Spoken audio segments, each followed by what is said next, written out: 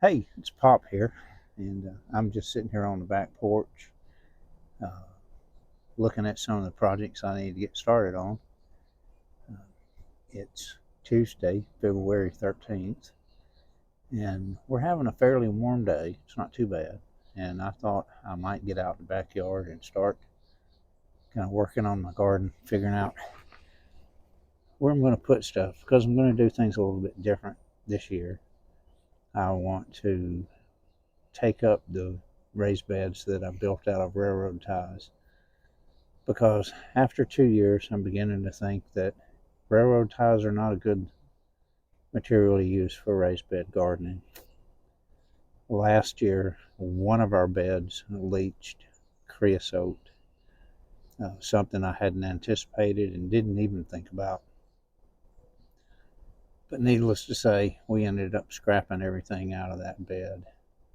So, no more railroad ties. Uh, I'm actually going to just rethink my garden altogether and make some long rows. Uh, Probably do it no-till style. I'm gonna lay some cardboard on the ground, put some good topsoil on top of it, put some compost. I've got about a yard of compost that I really like, and we'll see how it goes. So I even bought a drip irrigation system, so I've got my work cut out for me. Uh, my garden's kind of a mess at the moment. As you can see, my green stalk has all but withered away. Uh, Stuff I had in buckets and a raised bed is dead from the cold.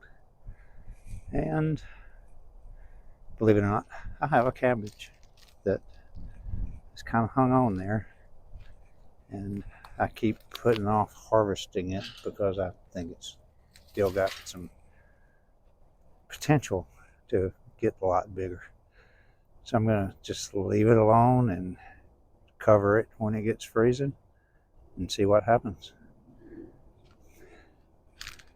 And this is the raised bed made out of railroad ties that I plan on taking up.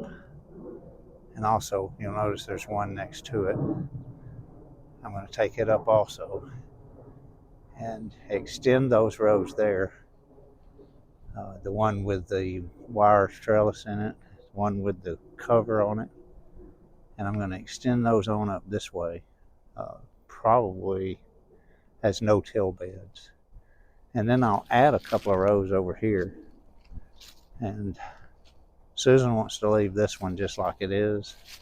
We're going to plant some snow peas in it. We had some pretty good luck with that last year, and I think they'll do well again. And I've got my bed along the fence that I have been growing tomatoes in up in the warm weather, and then I put some cabbage in here, which did not do well. And this year I think I'm going to put tomatoes somewhere else. Down there next to the fence, you can see I've got compost bins, but I really didn't work it the way I should have this year. So I don't want to really call our little place here a homestead, although I guess it would qualify. We've got a 315 feet back here that I can grow in, and I've got a lot of room. As bad as I hate to see it, I'm probably going to bring down that pecan tree there because it has not been very productive. When it has produced, pecans have not been good, and the tree shades the area where I want to put more garden rows. So I'm going to bring it down probably in the next few weeks, and then I'll get moving on the garden. Hopefully things will pick up rapidly from there. It's going to be a busy spring. and I hope a very productive summer. So I'll check back from time to time. Look in on me and see how I'm doing, uh, and I'll let you know how the garden goes. Uh, until next time, take care.